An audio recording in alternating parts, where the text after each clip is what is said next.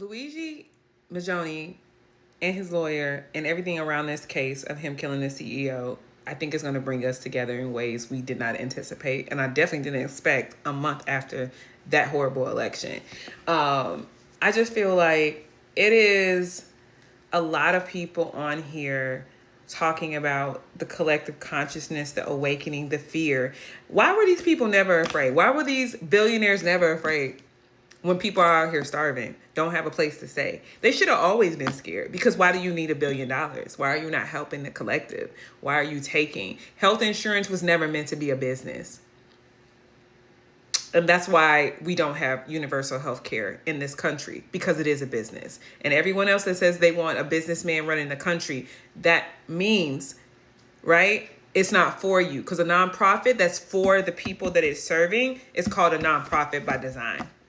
Because there's an assumption that you should not be here for money.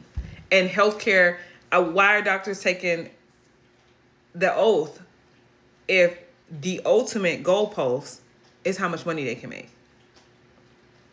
So they have to have an oath to do no harm, but the people that pay the bills of the work that they do don't have to take an oath of doing no harm. They have to take an oath of how much money. Because what I always say, and I got a degree in sociology, is that, so I understand social systems and why we have them and what they do and how they impact people's lives, right?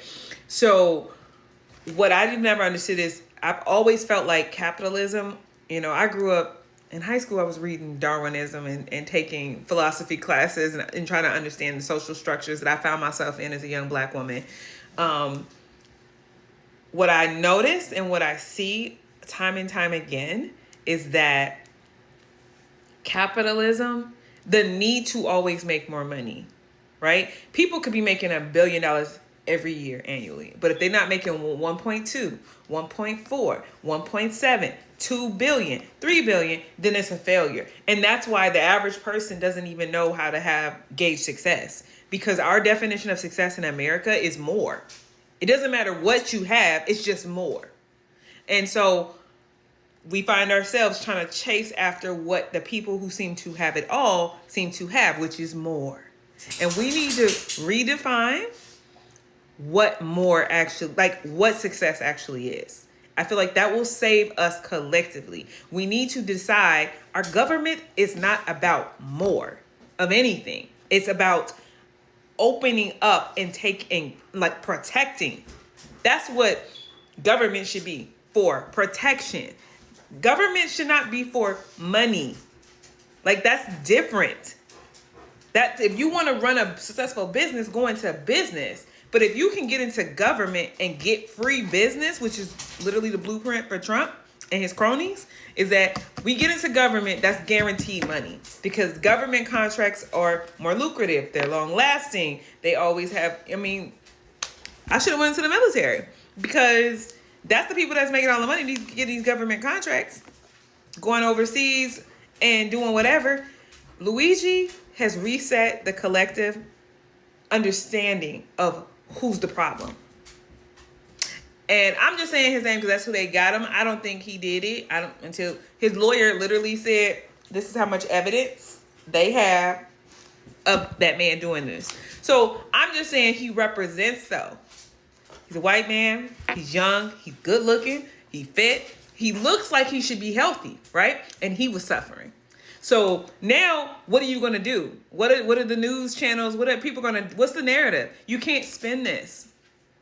And his lawyer, outside of that, I love he was on a show today, and he was sharing with the interviewer. The interviewer asked him a stupid question, like, why do you think the American public is like coming to his defense? And people are reaching out to him because people have tried to start GoFundMe's for him, and they can't seem to do it.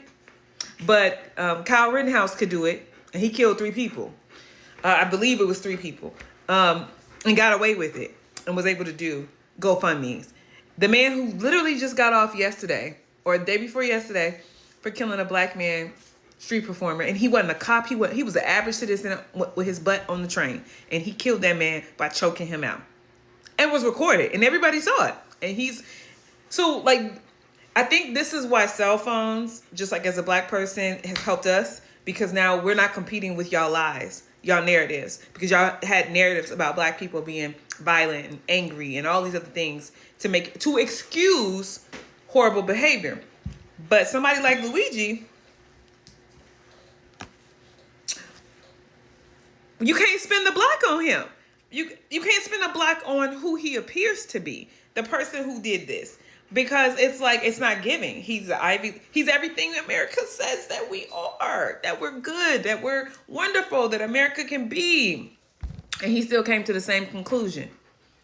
They got to go, and so maybe the NRA was right. Maybe we do need a good guy with a gun. But I think what we're coming to is, what do we define as success, and who are the actual good guys and who are the bad guys? And we're no longer letting the media tell us who those people are. We can see them now. And this is another reason they want to take the TikTok away from us, because we can see without them telling us what to see. What y'all think?